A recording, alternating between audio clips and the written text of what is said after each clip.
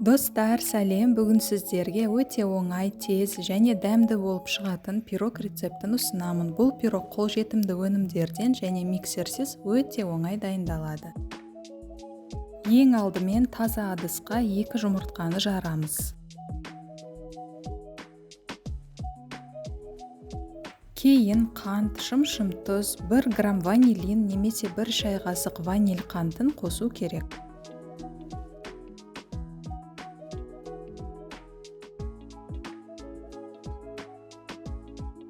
Ал енді венчикпен барлығын біркелкі болғанша, яғни қант пен тұз ерігенше жақсылап араластырамыз.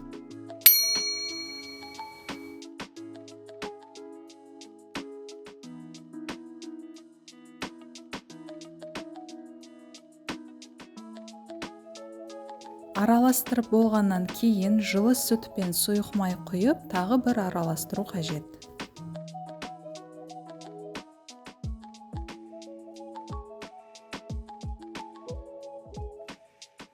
Ал қазір алдын ала еленген ұнға қопсытқыш салып, екеуін жақсылап араластырып аламыз. Енді ұнды да қосып, біркелкі қамыр болғанша араластыруды жалғастыру керек.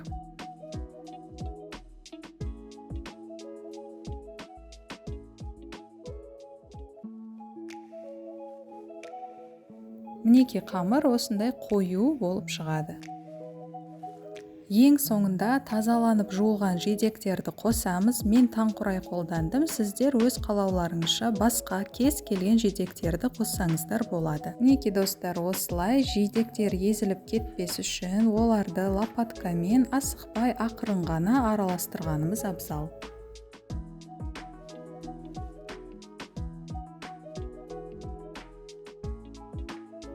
Араластырып болғаннан кейін формаға сармайды жақсылап жағып шығамыз.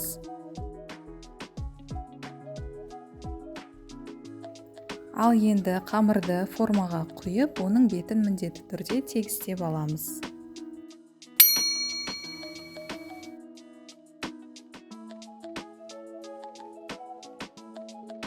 Пирогты алдын ала 180 градус қызып тұрған пеште 30-35 минут пісіру керек. Мінекей достар, пирог дайын, қамыры жұмсақ болып пісті. Қазір сіздерге кесіп көрсетейін.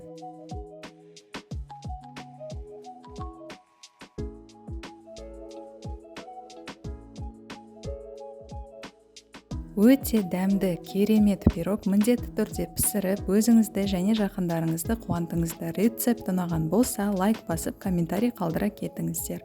Видеоны қарағандарыңыз үшін сіздерге үлкен рахмет достар. Келесі кездескенше аман сау болайық.